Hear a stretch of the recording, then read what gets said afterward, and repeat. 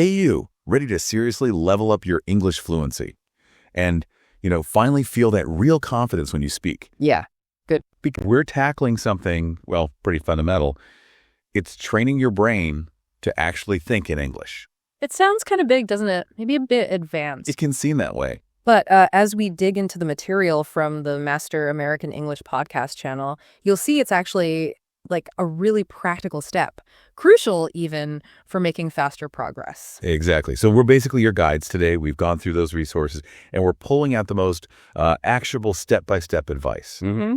The goal here is to make thinking in English feel less like some impossible dream and more like something you can actually start doing, like today. So let's just jump right in then. Why? Why is making this shift, this move to thinking in English so important? What does it actually do for you as a learner? Okay, good question. Let's unpack that. The first big thing is fluency. The source material uses this neat analogy. It talks about switching gears in your mind. Like driving stick shift. Exactly like that. Yeah. So when you have to mentally translate, it's like constantly clutching and shifting. It takes time, feels a bit jerky, Right, stop, start. But when you're thinking directly in English, it's like you're just cruising in one gear, much smoother, much faster. The words just flow more naturally because you're cutting out that whole back and forth translation process in your head. That's spot on. And it bypasses a real bottleneck, actually. Yeah. Translation, even if it feels super fast, it's still an extra cognitive step. Right. When your brain is already working in English, you can just get your thoughts out there way more direct. Which leads right into the next point. Quicker response times. In conversations. Oh, yeah. If you're not doing that mental juggling act, translating the question, figuring out your answer, translating it back, you can just respond. Much more spontaneous. Totally. Conversations feel smoother, less hesitant. That hesitation often comes from that internal translation delay. Makes sense. When your brain's already in the English zone, your responses feel almost automatic. It makes the whole interaction feel, more natural. And then there's the confidence piece. Yeah. Which is huge. Absolutely. Imagine just being able to express yourself in English, like with the same kind of ease you have in your native language. That's what thinking in English unlocks. You're not constantly second guessing, worrying about the perfect word or getting tripped up by mistakes. Your focus shifts to just communicating, getting your ideas across. And that confidence isn't just like in your head. It comes from actually being better at using the language. Yeah. You start trusting that internal English voice. Yeah, you feel more capable. And it shows, this next bit is really interesting to me, how thinking in English actually improves your listening. Right. It's not just about speaking. No. When your brain gets used to processing thoughts in English, it gets much better at understanding spoken English too. Yeah. It's like you move beyond just catching individual words. Exactly. You start connecting the ideas within that English framework itself. You're not decoding word by word anymore. You're grasping the overall meaning, the flow, even the subtle stuff. The nuances. Yeah, your brain gets tuned into the rhythm and the thought patterns of English. So just to wrap up this first point, the source material is really clear on this. Thinking in English, it's foundational. It leads to better communication overall. Definitely. More fluency, faster reactions, more confidence, better listening. It's all connected. It's not just about learning more words or rules. It's deeper than that. It's about rewiring how your brain actually engages with English, which, leads us really nicely into the next idea, this link between language and thought itself. Okay, yeah, let's explore that. The source highlights something really fascinating. The language we use can actually shape how we think. It's a powerful concept. So when you consciously shift to thinking in English, your perspective can actually shift a bit too. You might start seeing things through a slightly different lens. It's true. Different languages carve up the world differently, you could say. They offer unique ways to frame concepts. The source gives a great example, like describing a sunset. Oh, right. Your native language might have one perfect word for that specific feeling, that color, that whole experience, right? Maybe English doesn't have a direct one-to-one equivalent. Like you have to use more words to describe it. Exactly. You might have to break it down. The sky is fiery orange. The sun feels warm as it sets. It feels peaceful. You're forced to analyze the components in English, which can actually lead to maybe richer descriptions in a different way.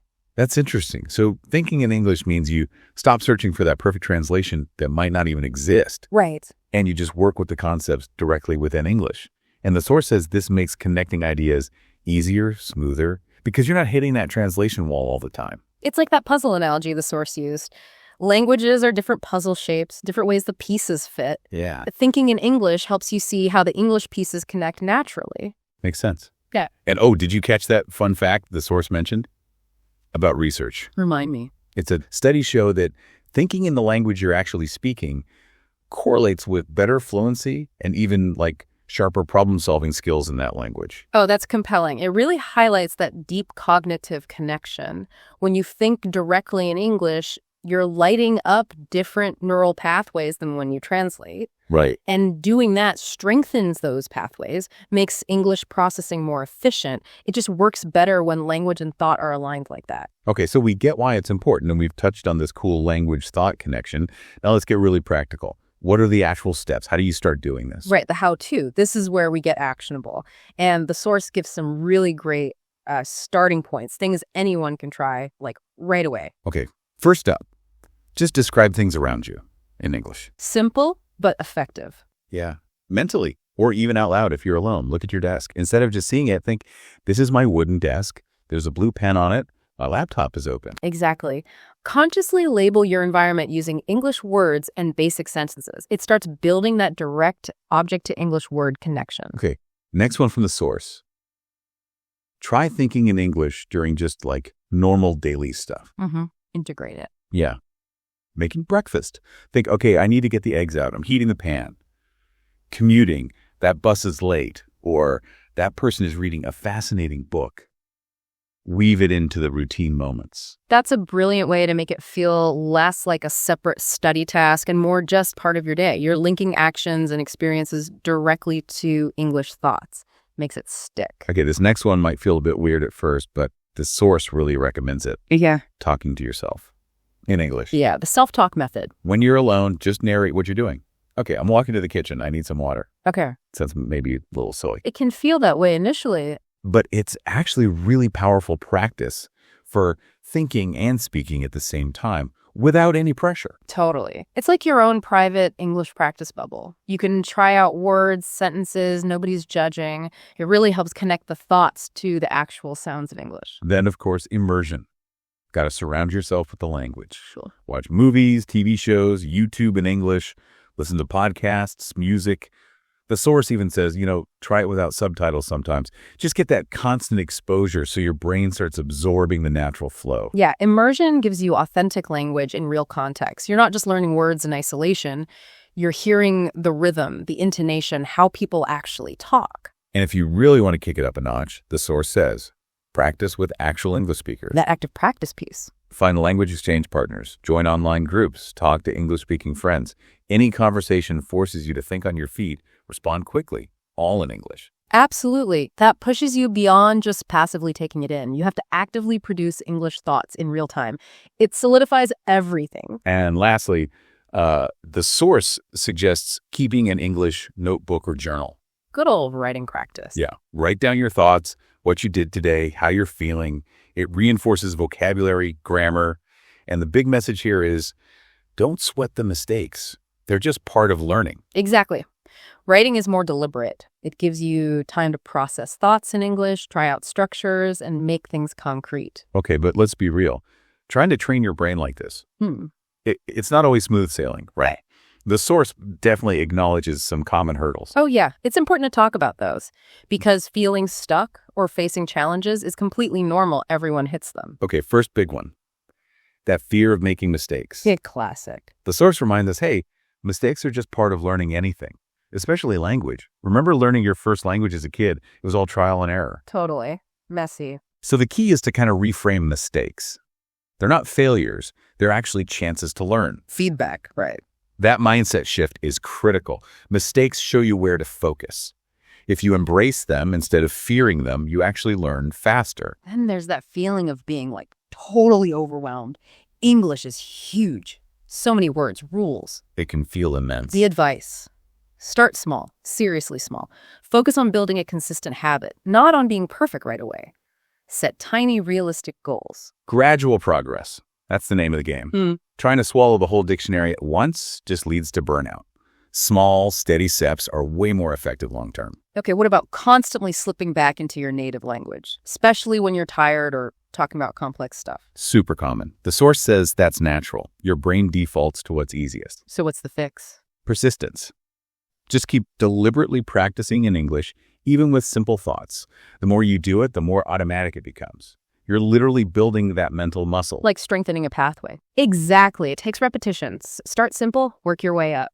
Another challenge. Maybe you feel like you just don't have opportunities to speak. Yeah, that can be a barrier. But the source has solutions. Online communities, language exchange apps, even just that self-talk we mentioned. And remember, listening counts too. Passive learning from podcasts or videos is still valuable exposure. It's about getting creative and finding ways to engage, even if it's not a face-to-face conversation every day. Any input helps tune your brain. And finally, frustration. Feeling like your progress is super slow, or maybe you hit a plateau. Ugh, plateaus are the worst, but normal. The source really emphasizes patience here. Language learning is a marathon, not a sprint. Be kind to yourself, keep practicing, and this is important, celebrate the small wins. Yes, acknowledge them. Understood a movie scene, had a short chat without struggling too much. That's real progress. Don't dismiss it. Yeah, recognizing those small victories keeps you motivated. Absolutely. Progress isn't always linear. Just keep showing up. Okay, so you're putting these steps into action. You're tackling the challenges. How do you make sure this thinking in English thing actually sticks?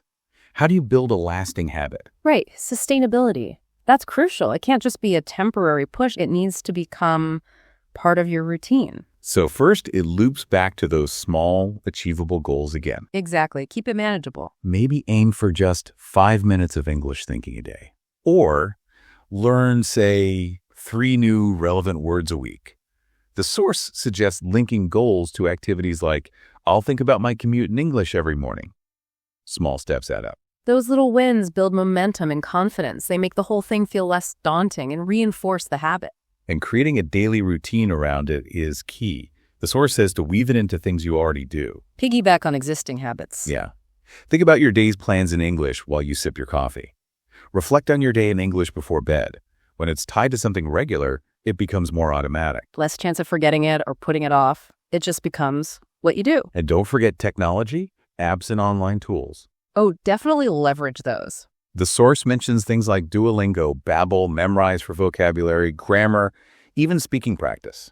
Plus, podcasts, YouTube channels, great for passive learning too. They add structure, variety, keep things interesting. You can target specific skills. Really useful. Joining some kind of English-speaking community is also recommended. Online or maybe locally if possible. The social element. Yeah, it provides motivation. You meet other learners or native speakers. You get real practice. It makes it more fun too. And gives you accountability. Exposes you to different ways of speaking. It's incredibly helpful. And finally, circling back a bit, the source really hammers home. Track your progress and celebrate those wins. Yes. Acknowledge how far you've come. Take a moment. Realize, hey, I understood that whole podcast episode, or I managed that phone call in English. That positive reinforcement is super powerful for keeping you going. It really is. Seeing tangible evidence of your hard work fuels motivation like nothing else.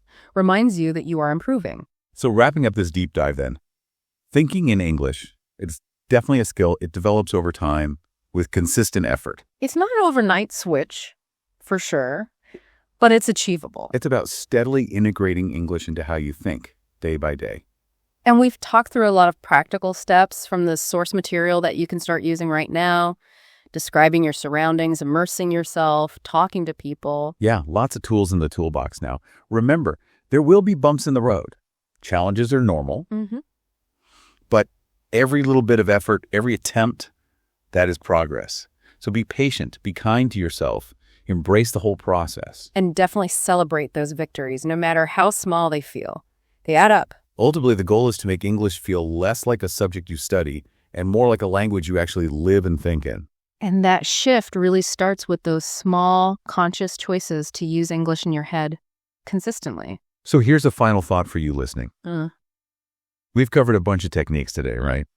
Describing things, listening more, finding practice partners.